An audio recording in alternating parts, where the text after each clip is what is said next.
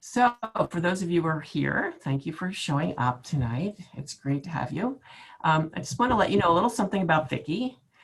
She is a prolific social innovator, writer, and speaker. She's co-author with Joe Dominguez of the international bestseller, Your Money or Your Life, Transforming Your Relationship with Money and Achieving Financial Independence. And more recently, Blessing the Hands That Feed Us, Lessons from a 10-Mile Diet, which recounts her adventures in hyper-local eating and what she learned about food and farming, as well as belonging and hope. Highlights of Vicki's prolific career are appearances on The Oprah Winfrey Show, Good Morning America, and National Public Radio's Weekend Edition and Morning Edition, as well as being featured in People Magazine, AARP, The Wall Street Journal, Women's Day, Newsweek, Utne Magazine, and the New York Times. Vicki has helped launch many sustainability initiatives, including the New Road Map Foundation, the Simplicity Forum, the Turning Tide Coalition, Sustainable Seattle, the Center for a New American Dream, Transition Whidbey, the 10-Day Local Food Challenge, and more.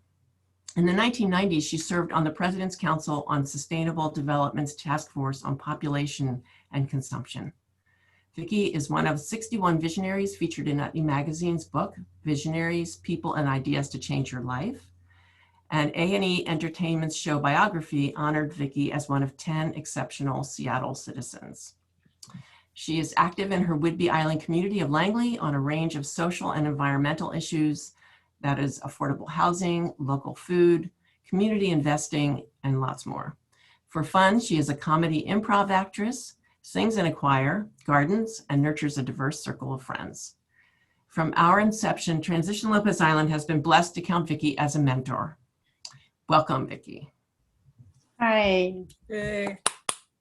Yay. I was listening to that bio and I was thinking, man, I got to update that. You know, when your credentials come from the 1990s, you know that you need an editor. So yeah. So is this like my time to do my little talk? Yes, it is. Well, let's see whether I can share my screen. I should have a PowerPoint. Here it is, share. And we're going to do the Okay, here we go. So I just put this together for us just to take me through the some of the ideas that I wanted to share with you based on my own particular experience and point of view that has arisen from that experience. And my first point is that the journey of 1,000 days of local eating starts with a single vegetable. And what I mean by that is that when you enter into a commitment to local eating, even if it's just through one thing, and you do it with great love and great concentration, and I know there's many people on here who are quite advanced in this whole subject, but maybe there are people watching this video who are really starting out and very unsure of themselves. So basically, it's not nothing to commit yourself to a challenge that may involve only committing to one vegetable or one kind of food that you can acquire locally, because ultimately it leads you into an entirely fascinating and different world. From my own experience, in September 2010, I went on a revolutionary diet. I simply took 12,500 miles of food off my plate. What I mean by that is that I committed to eating only food grown within 10 miles of my home on Whidbey Island. And I did that because I was working with Transition Whidbey, and we had a talk by a farmer who basically said that when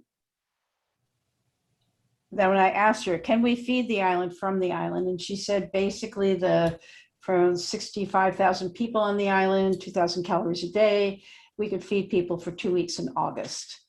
And that's what inspired me, this sort of realization of how far we are from self-provisioning in a time when anybody who pays attention to the data knows that disruptions in 2010 were on the way. Now we're in 2021 and they are definitely here. My diet was, I took for 30 days.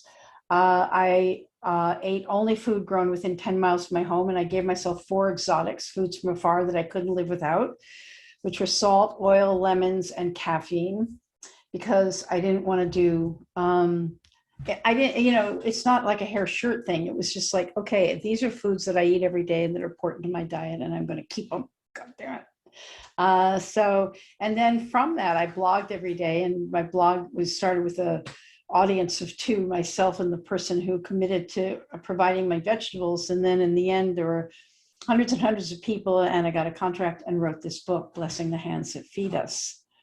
And from that, I realized, that I think the most transformational thing I did was make this commitment to an eating radius, and keeping that commitment, not fudging it. When you set a limit and you keep to it, whether you're training for the Olympics or you're eating the local food, or whether you're on whatever you're trying to do, if you make commitments and keep them, then that is transformational. So I thought, I'm not gonna, I can write a book about my funny experience trying to, find local everything that I needed, but really most interesting is when people do a challenge. So I put together this 10-day local food challenge based on my book and ran it for 2 years actively. And then it just sits as a project now that anybody can copy. And I suggested that for 10 days, people eat food only grown within 100 miles and give themselves 10 exotics. And the interesting thing, if you're promoting local food to people, one interesting thing I noticed is that anything I've ever taught that has this sort of game quality, that there are rules and you can't break them and stay in the game, people would say, oh, I can't do that game because I can't live without X, Y, or Z. So if I tell them, oh, you get 10 exotics, they don't have an excuse.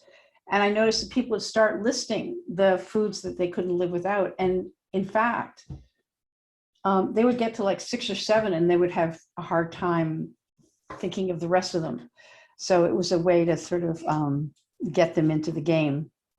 What I want to talk about here, and we have my cat who's joining us. Let's see if this will advance. Come on, baby. There we go. And this is a little bit like the challenge itself. It's like that. When I said to people I was going to do a 10-mile diet, they said, well, there's no problem with that because you can just go to the grocery store. It's right downtown. So we can't even imagine where food comes from. So part of what this communication is about is not just about the specifics of recipes or, when to plant your carrots.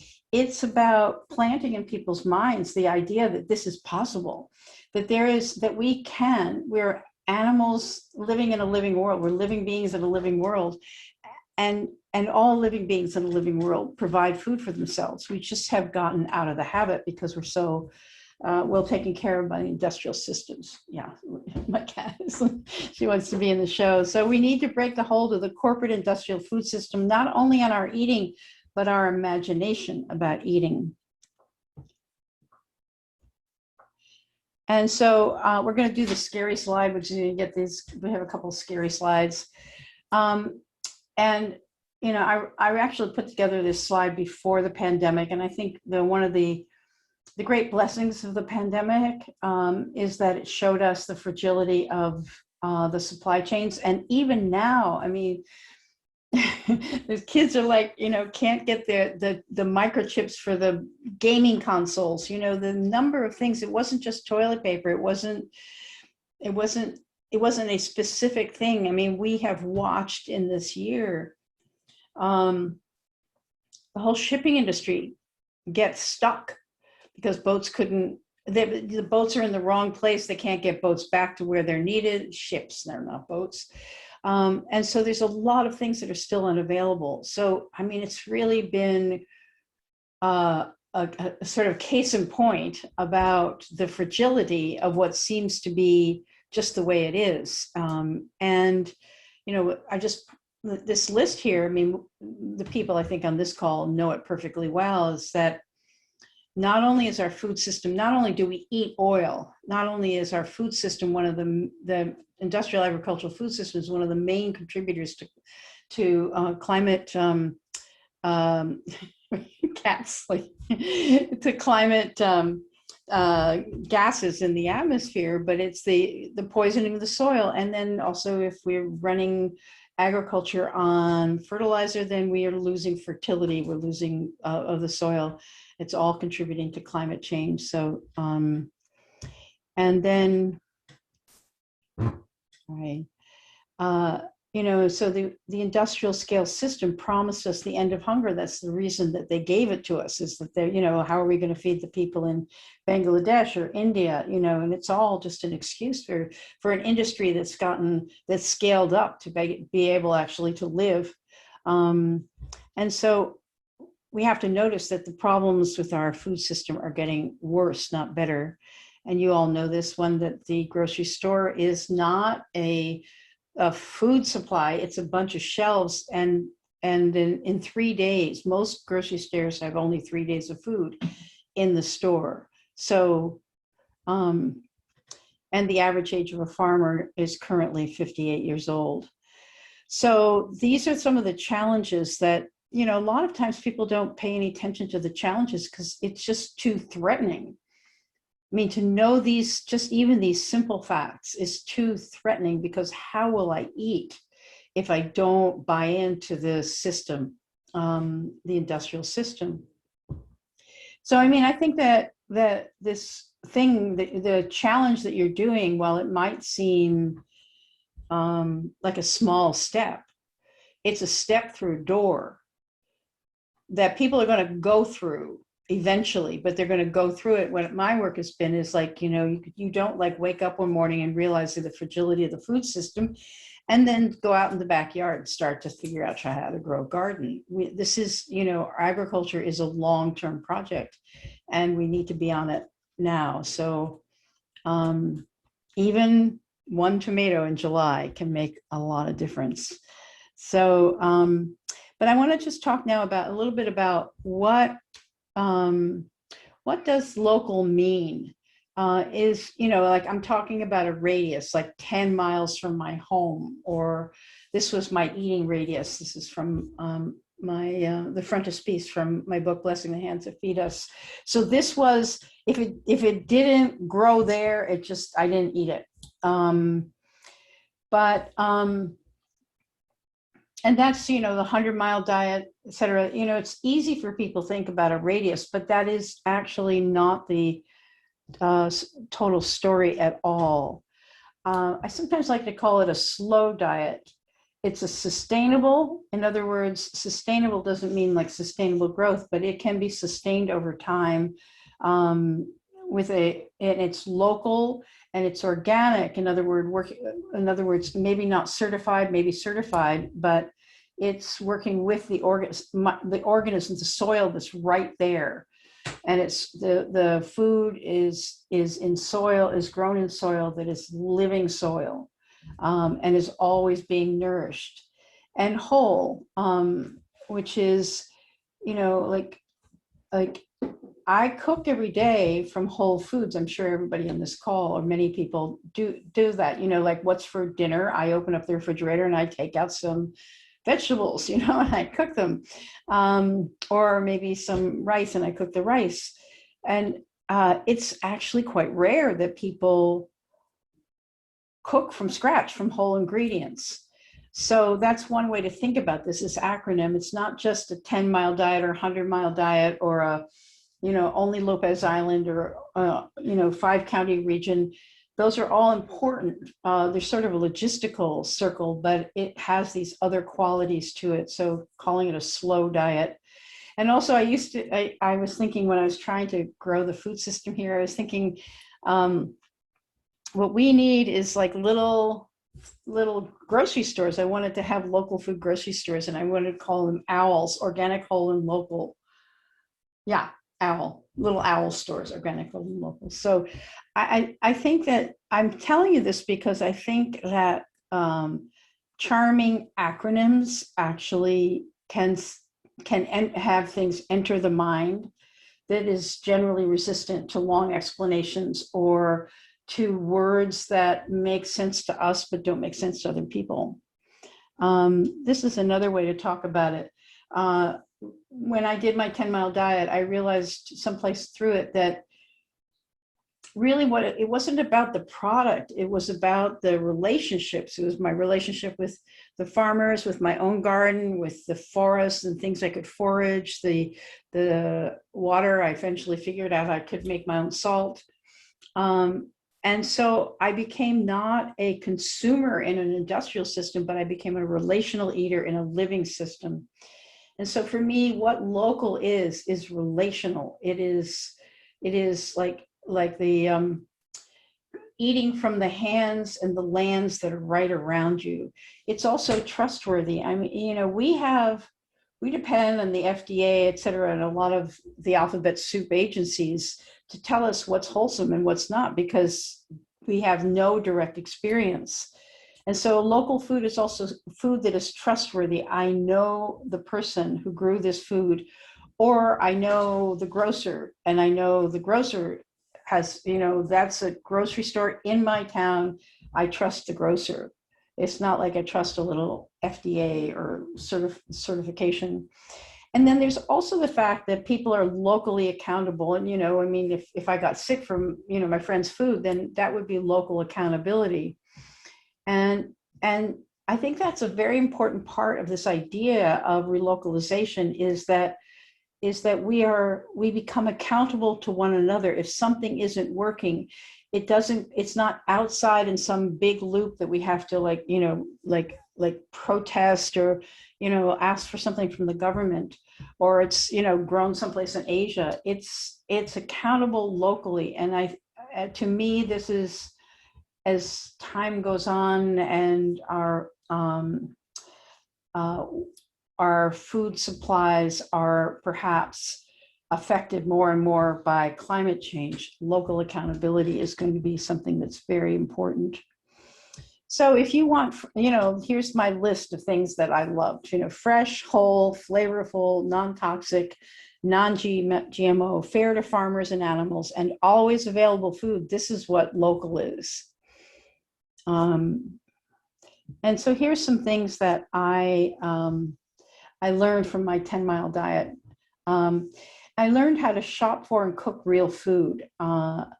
And like the shopping for it is, I was completely ignorant in my market about where anything came from. It wasn't something that I paid attention to. And when I took on to do a local diet, I found that the only food I could eat from the whole grocery store was honey that was grown within 10 miles of my home. So my shopping trips have become, you know, a pressure point actually on the grocery store. And now our grocery store stocks a lot of local food. I'm sure yours do too. And how to cook from scratch. You know, there's foods that are unfamiliar. I learned what's in my food. You know, who grows my food and the importance of soil. And I say that eating is an act of belonging.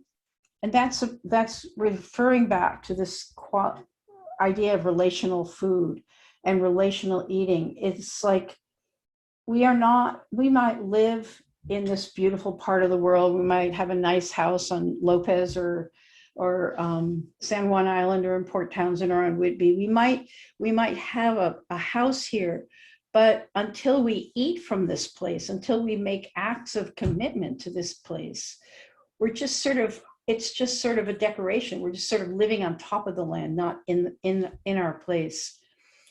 And I don't think I'm strange. I think I'm just simply more vocal about it. That belonging is so essential for the human animal. We're social creatures. And the ability to be able to verify for ourselves the trustworthiness of one another, and to feel like when we show up, people know us. This is all part of a local food system. And you know this about the farmers market. I mean, that's where we have the experience. And I know that I am not totally dependent on an invisible, maybe corrupt, unjust mega food system. And this kind of food sovereignty, and it's not like my garden is fairly lame. Even as hard as I work, it's fairly lame. For me, it's not about my garden. A lot of people think, oh, I'm going to do local food, I'm going to do my garden. I think it's about participating in your with your farmers and however you can in building your local food system. Um, and so one of the things that I've often said is, how radical is it really for we the eaters to reclaim our right to eat food grown locally, legally, and economically? And the legally and economically parts I'm not going to go into very deeply, but there are ways in which the industrial food system has captured the regulatory food system. And so things that are completely wholesome cannot be sold to, neighbor to neighbor sales. So it's a big job to move local into our way of life. And I want to talk about this, that what I realized is local food is not a local food system, that you start with that tomato, or whatever it is that the food you're going to commit to. But as you start to look for food and start to participate with your farmers, you start to realize there's a lot of issues in the background that need to be addressed in order for local food, not to scale up as in larger, but to scale sideways. In other words, for communities to have the right and ability to feed ourselves. So I did this slide to talk a little bit about the various ways in which we can be food system change makers. And we're talking these months about being eaters, local eaters. And by our food choices, we actually do affect what is grown and what is sold. But also education. I mean, teachers of all sorts, from grade school, high school, college, and beyond, to people who give seminars, etc. We can always be teaching about the fact that we can eat more locally. The dynamics of our food system. What does it take to make soil? What does it take to make a food system? What are those supply chains? How does the food from the farm get to the grocery store and then get to your house? How much of that food is wasted in the process? Why is it wasted? There's so much to know. There's so much to know about this. I was stunned when I did my 10-mile diet, because I did not realize how vast a world it is. And then we can do advocacy. As I say, there's regulatory limitations on what we can make in our kitchens and sell to one another. And that has, some important history, because we don't want to poison one another. But a lot of the regulatory environment is simply that there's, the lobbyists in DC or in Olympia, many paid lobbyists who represent, the food industrial complex.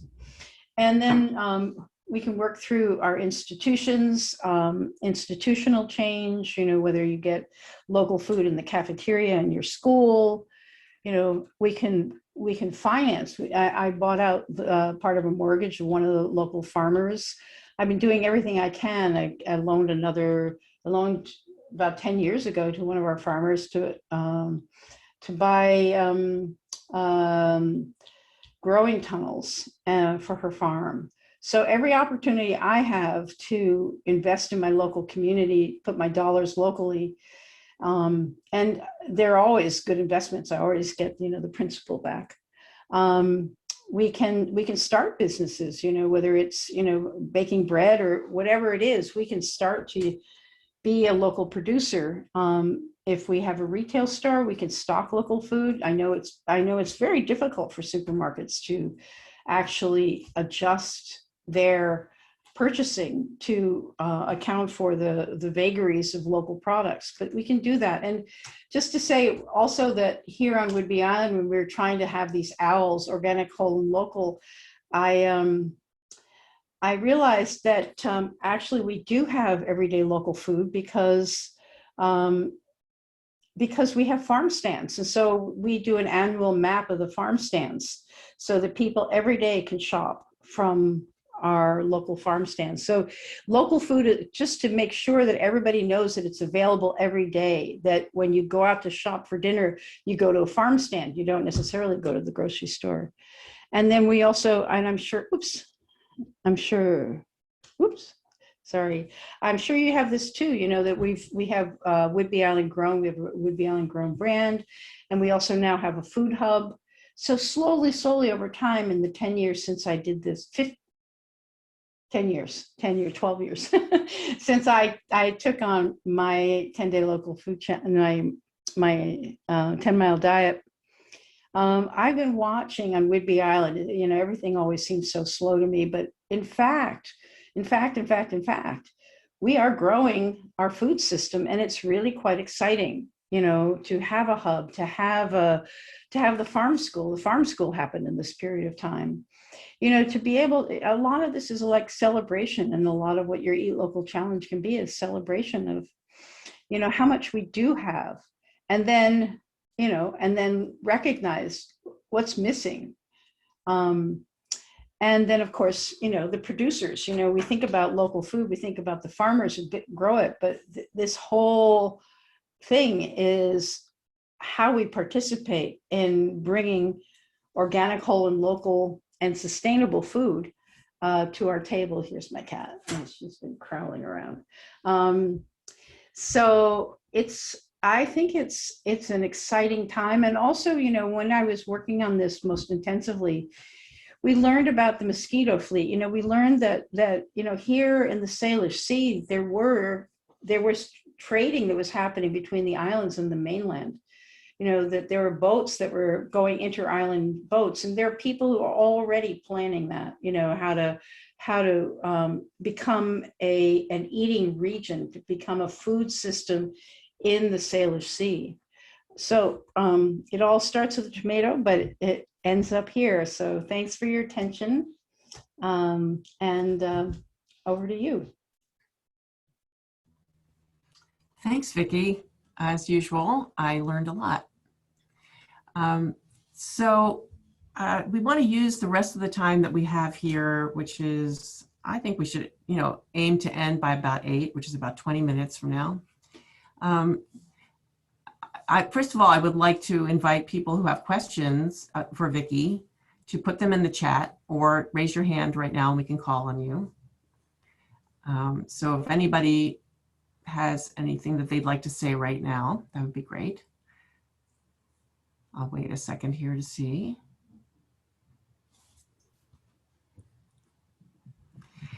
From my perspective, the challenges that, and Vicki, you did touch on this somewhat, but the challenges seem to be convenience and affordability are two of the main ones. So Americans are notable for just not wanting to, go out of their way. And what you noticed when you were doing this 10-mile diet is that you could no longer just take a trip to the store, and that was the end of it. You just go up and down the aisles and fill your basket and then, go home. So what I found out yesterday as I was preparing for this week was there's not that much local food at this moment in the natural grocery store that I shop in here on Blossom here on Lopez. So I had to make a special trip to the farmer's market when it was open yesterday. I have to, on Tuesday, I will make a special trip to go and pick up my food from the food hub when they drop it off on Lopez. So it's getting people used to a completely different way of relating, unless we can get the grocery stores to start, carrying more local stuff. And then there's the whole issue of right now, I think local food tends to be more expensive, just by its very nature. It's, it's not mass produced, and it's not subsidized. And so we just end up paying, for like dairy is way higher for most people. Meat is way higher. So how do we address these issues unless we can go to our state level or our federal level and get these things, supported more? Is that a question for me? Sure.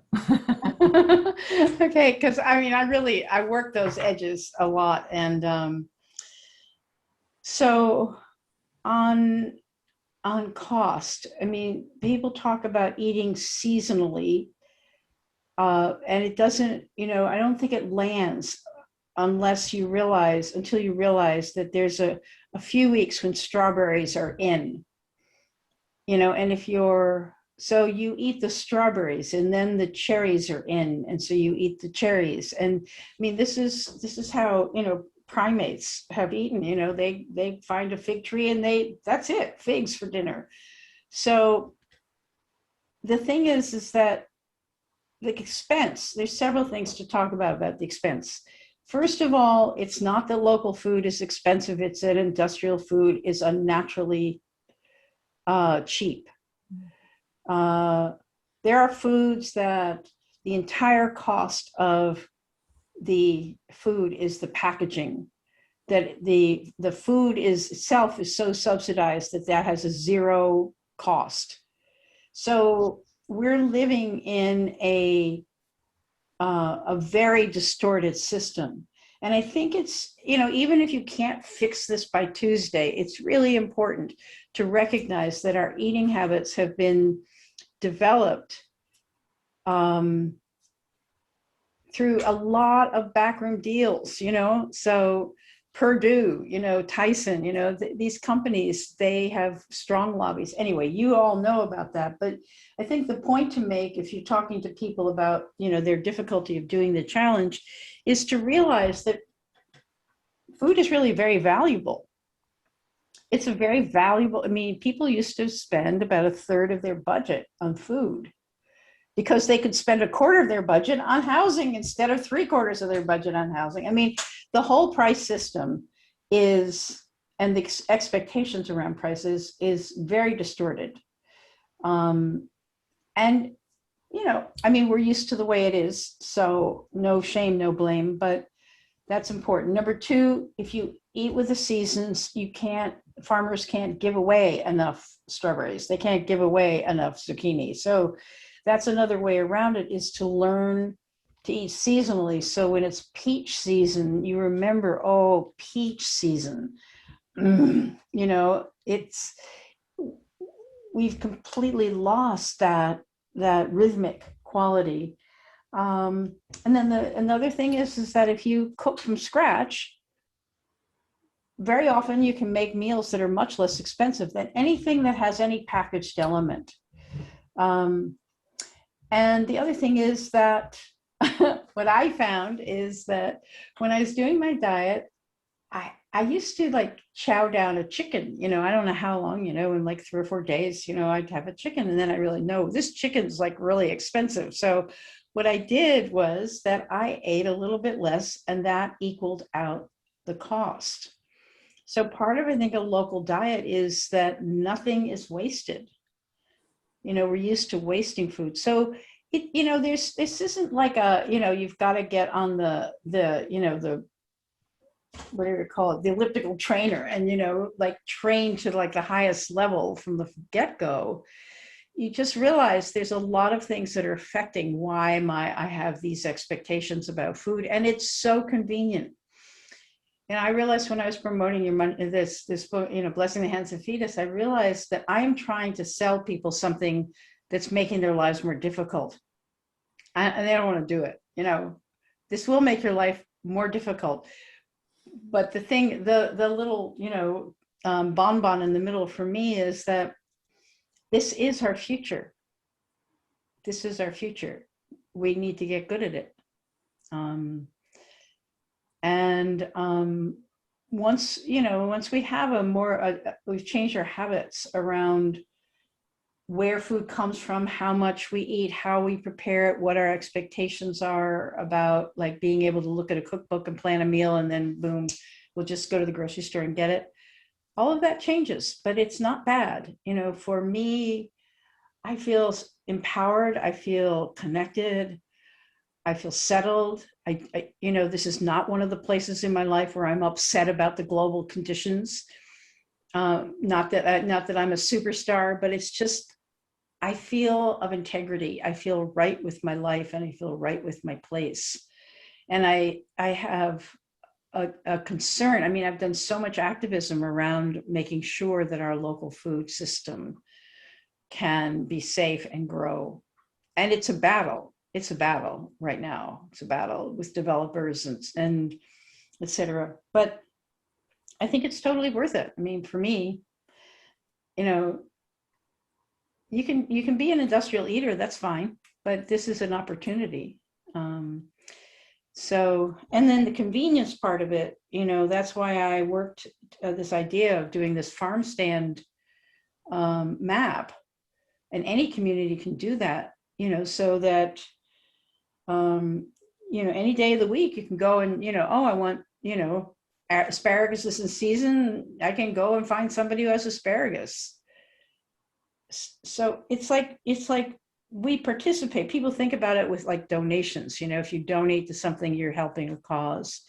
But this is a way for us to be food system change makers by going out of the way and getting asparagus from Don's stand, and telling everybody else that Don has asparagus now, and it's really great, et cetera, et cetera. Not everybody's going to be a farmer. Like Hemming is such an amazing farmer. Most of us, 99% of us, are not going to do that. So what we do is we participate with what's available. So anyway, harangue. Henning, unmute yourself. I didn't know I was muted. What an unusual condition. Vicki, thank you so much for everything you said. I agree. My heart just swells when I listen to you. I just want to add three things that I didn't hear as much as I would like to. One is the joy of food. The joy of food, the aesthetic pleasure, the spiritual pleasure, the convivial pleasure of sharing food. We had guests today, and everything we put on the plate, from salad to main dish to dessert, was grown on the farm and processed on the farm, and everything was top quality. And we spent 2 hours eating that meal because we just couldn't get enough of the conviviality of being together and enjoying this food that came out of this earth right here around us, okay? So the joy and the beauty and the sacredness of growing food and sharing food is just something that I have experienced now. I mean, I've grown my own food now for 50 years. And the idea of a local diet is so in my blood that I can't imagine anything else. So I do realize that for most people, food is a fuel, something they have to grab. So we even talk about, let's go to the store and grab this or that and get it over with as quickly as possible. So there has to be a major shift for people to realize that they're missing out on one of the greatest joys in life. I mean, I said flippantly today to our guests, food to me is as orgasmic as sex. I mean, it is as exciting, it is as profound to experience as having a close, intimate relationship to my partner, right? My wife, whom I love deeply. Okay, so this is one thing that I can't say enough about how important that is. The other thing is that I don't find it particularly convenient to have to run to the store. I find that I can bake a loaf of French bread in as much or as little time as it would take me to run to the store and buy it. And that has a lot to do with practice. And if, as you practice this, you find that actually it is quite convenient to grow your own food and prepare your own food. And you're spending a lot of time and human energy and resources in supplying yourself from this food system that doesn't care about you, doesn't care about your health, doesn't care about the planet, doesn't care about community. It doesn't care about anything other than making profits for CEOs and shareholders, okay? So that's the second thing. The third thing, for many years, my wife and I ran a CSA, and then we've been trying to hand it over to younger people. And we're finding two things difficult. One is CSA means community-supported agriculture. And more than once, people came to us and said, we're here because we like consumer subscription agriculture that gives us a good deal. In other words, they thought of a CSA as a way to get cheap food, okay? I subscribe, you produce, I pay you a low price, everybody's happy. okay? In fact, consumer-supported agriculture means that the community is invited in to work with the farmer to grow this superior quality food at an affordable price. But it can be affordable if everybody participates. Now, different people participate in different levels and different means. So we've often had worker members, people who either wanted to be involved or didn't have the money to pay up front, but they had time and they were willing to come and be part of the process. And for that, they got either a free share or partially paid share or something like that. Those are the two most important things that I wanted to add to the picture. And the third really is that we personally find it very difficult to find young people. You pointed out in one of your slides that the average age of a farmer is 58. Well, I'm almost 85, so turn those numbers around, okay? But if we have a very difficult time to find young people who are willing to say, I'm going to commit to this and I'm going to stay put. I don't know how many times people have asked me with their mouths open, you were on Lopez for 50 years? What's the matter with you? Don't you have any ambition? Don't you have any hunger for the rest of the world? Well, I've seen enough of the rest of the world, but the idea of staying put in one place is so foreign to our thinking today, to our culture today, that this is something we also have to talk about. Because one thing we've experienced is, while we've always been committed to making no debts on this farm, the value of our farm, our land, our infrastructure, our fences, our pond, our buildings, our soils, has increased exponentially. So finally, suddenly at my ripe old age, I find myself a rich man, at least in land terms and in infrastructure terms. You know what I'm saying? Just because I stayed put and didn't take out the profits by, selling the land when the price was high, or selling an enterprise, or selling this or selling that. Just being there, you build equity and you build wealth just by staying the course. Those are probably the two most important things I feel are necessary to change. One is to regain a true appreciation and love of food and everything it implies socially and culturally. And the other is to recapture the idea that being in the place, you touched on that too, is that being rooted, having your feet on the ground, being from a place, has enormous economic implications. And there are enormous benefits to be gained by staying put and engaging with your community through food. Can I say something? I totally agree. And we have to realize right now, agricultural land is an asset class. Pension funds are actually buying land to hold investments, like pension funds. And they will come in and pay 50% over the asking price. We are trying to farm. I have farmer friends who the market has just gotten away from them. They're ready to get a 20-acre place. They put together enough money that, 5 years ago, they should have been able to buy something twice that, and they can't.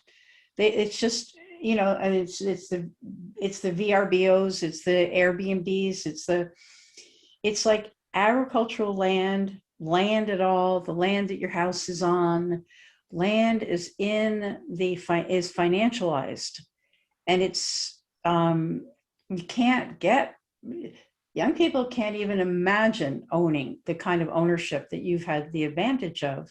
Not to critique you, because we all have that advantage. It's like boomers had that advantage. We came in and there were half as many people, and things were way less expensive. Whidbey Island is, the sort of like the what do you call it? The elders on Whidbey Island came here as hippies in the 70s and bought very inexpensive land. So that's why I say that, it seems like it's a problem of personal will and personal intention and the willingness to be a little bit inconvenienced, and change your habits.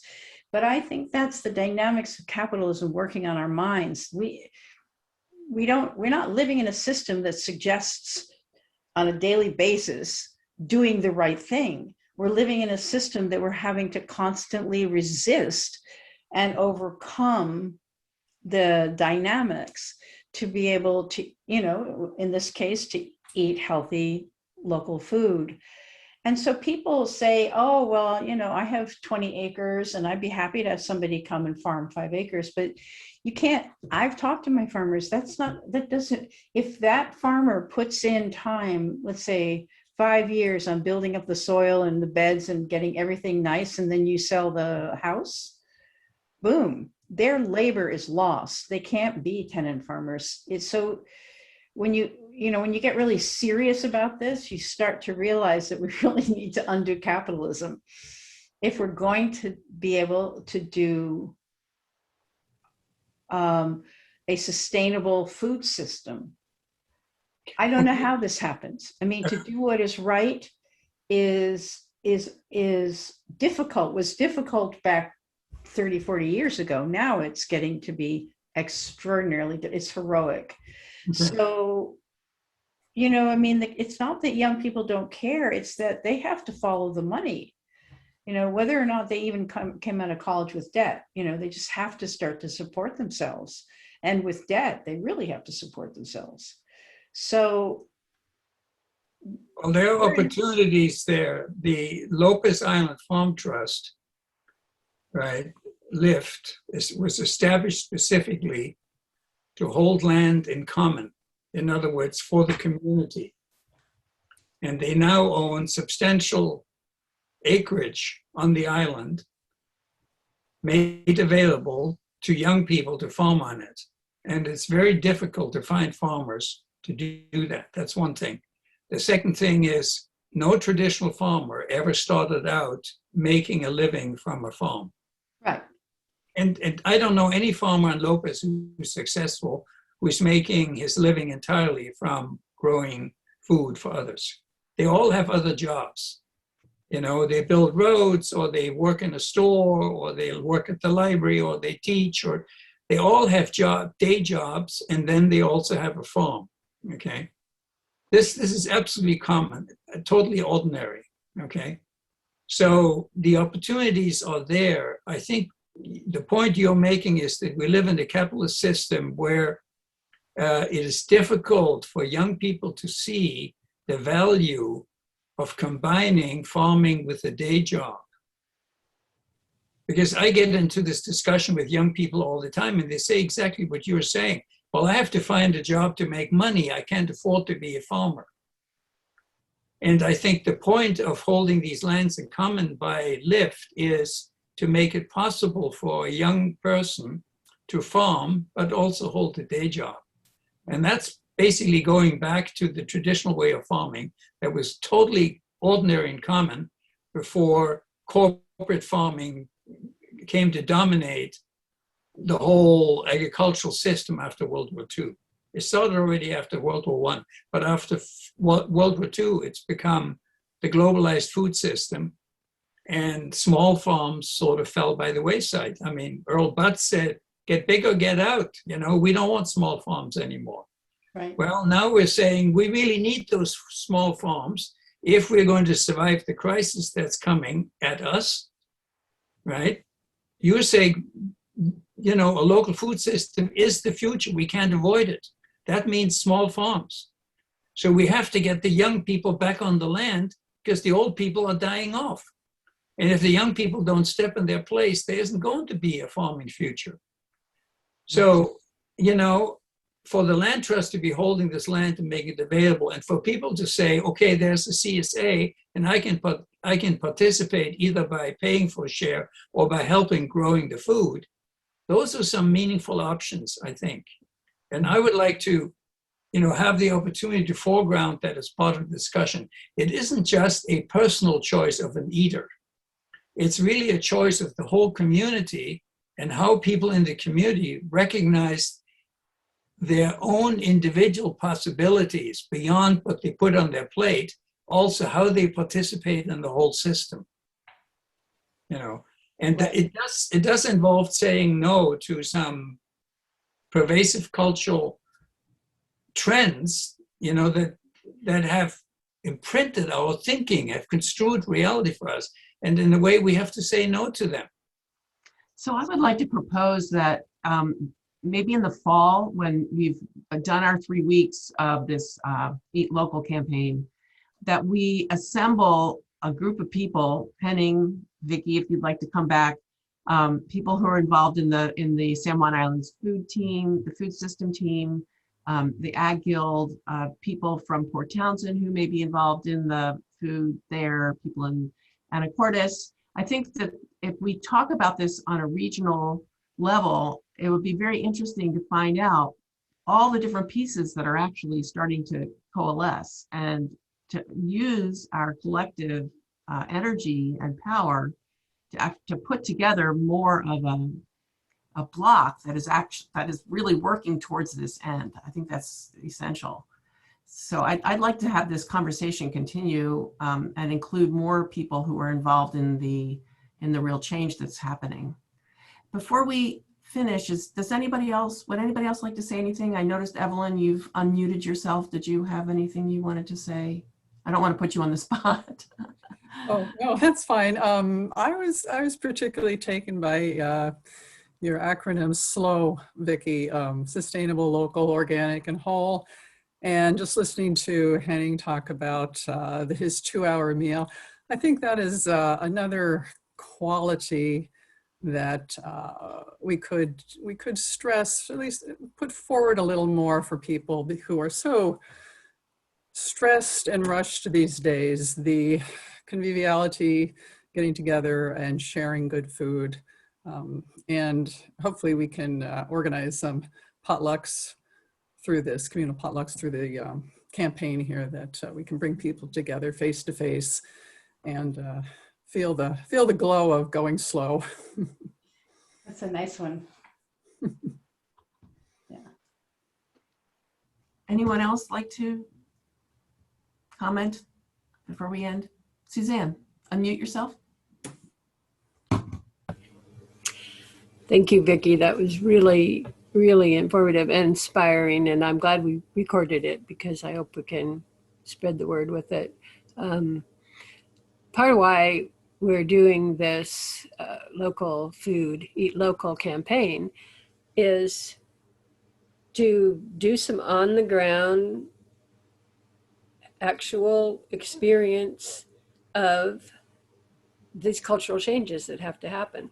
You know, it's true. It is a cultural change. And my idea is always, let's just keep doing it often, you know, putting it out there on a regular basis to help normalize it. It's not normal yet. It is for people like us, but yeah, I think that's, we just need to keep doing more and more of this and keep getting it out there in front of people. I was out talking to different farmers and just having a blast. Like what Vicki was saying, I was meeting all these people and had so much fun meeting them, you know, and they're all so proud of what they're producing, whatever it is, you know, whether it's vegetables or meat and cider, you know, and it was just so much fun. And I certainly feel a lot more connected to the farmers around here. So I hope that during these campaigns, other people will get the chance to do that as well.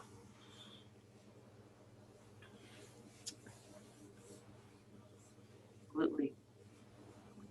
Well, thank you, Vicki. What can we say?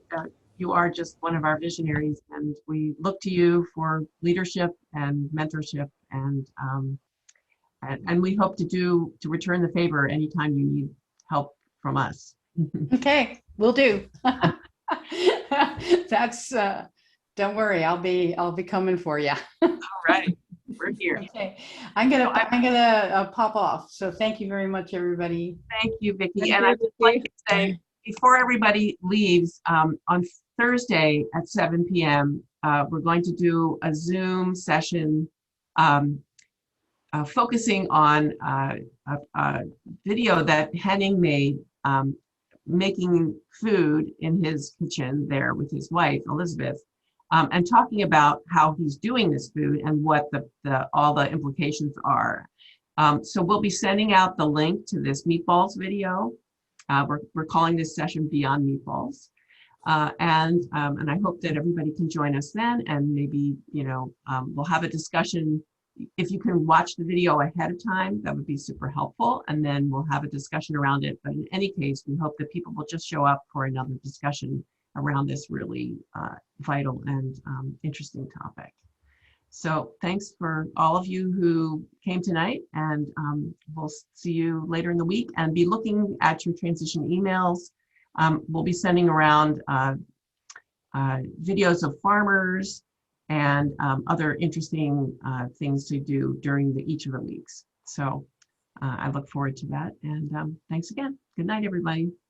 Thanks for setting this up, Andy. Thank you, Evelyn. Night. Night, Take everyone. care, all. Bye all. Bye. Happy eating. Yeah, you too.